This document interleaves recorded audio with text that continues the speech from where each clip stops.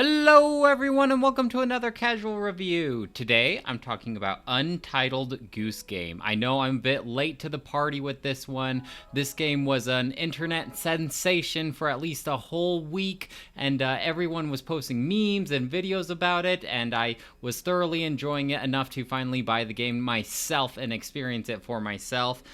For those of you who do not know what this game is, basically you just play as a goose who is the biggest jerk on the planet. You go around messing with this little European village town, and you're just stealing objects like keys, and you're honking at people and scaring them, and you're flapping your wings, and you are fulfilling this little to-do list of really arrogant things to do in order for your path to open up so that you can progress further into this village. So these tasks can be varying random things, such as you have to set up a picnic. So on a picnic blanket, you have to grab a certain amount of items like an apple and a thermos and a radio, and you set them all up on this blanket. Others are steal a mug from the shop owner and throw it in the canal. Why? Because you're a jerk goose, that's why.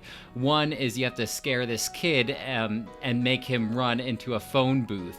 The other one, you have to break into a TV store. So you're just going around causing nuances all over the place and annoying the village. Now, there's no repercussion if you do get caught doing these tasks. Basically, the humans, they'll just kind of like shoo you away. Because like in real life, what would you do if a goose was acting like a jerk to you? It's not like you'd go in and kill the goose or anything like that. You just kind of like try to shoo it away, and that's what takes place here.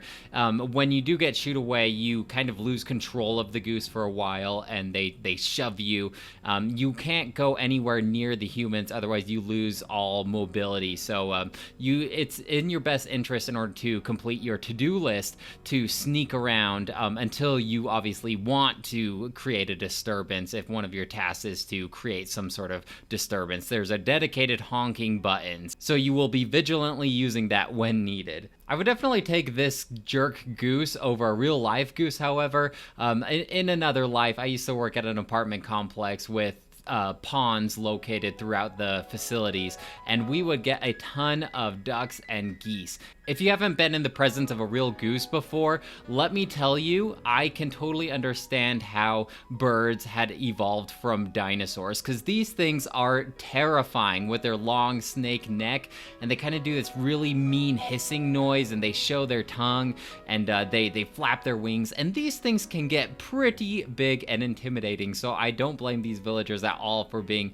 a little scared of this goose. Well, only really like some of the characters are scared of them. Most of them just kind of chew you away, like they're used to seeing this particular goose in days past. But yeah, in real life, just don't mess with geese at all. Take my word for it. These things are modern day dinosaurs. Sometimes it's not always clear how to fulfill these tasks. It'll be really obscure, like, break the dartboard, and you're not really sure how to pull that off. And there are times that I would end up having to look up how to finally do something, because I would be spending at least 20 or 30 minutes trying to figure out how to complete this certain task. There was one in particular, and it was to break a vase, and you can pick up the vase and you can drag it around, but when you drop it, it does not break. So you have to, I won't share the solution here, but the solution for it is really obscure and not something that would be easily known without experimenting for a while. I'm gonna say at least 85% of these to-do lists you can figure out on your own if you just kind of poke around and experiment, but there are some cases where you might have to look it up, or you're going to be stuck for a long time, which you might want, because this is a very short game. If you know exactly what to do, I bet you could do it in under an hour. It took me probably 2 to 3 full hours just experimenting and only looking up things when I got really stuck. So even just going in completely blind, you're not going to be playing this for a long time. I just feel like the whole setting of this game makes it very replayable, because there is something incredibly satisfying about being a real jerk goose to these humans. It's almost cathartic in a way, like you're taking it out on the human world, how crummy the real world can be, and so you're just taking it out as a jerk goose in some way. It's almost therapeutic if you think about it. The music is very simplistic and minimalistic, where most of the time there is no music at all. You just have the flap flap of the goose's flippers. But when you are being chased by a character, when an action is happening on the screen, then this little piano riff will happen. And if you've ever seen a silent movie, it's similar to that, where like, say you're being chased by a human because you stole their keys, you're gonna get really fast, rapid, staccato piano notes here because it's really frantic, like what would happen in a silent movie. Or if you are sneaking around trying to get around somebody, this slow little dun dun dun dun dun doo, doo.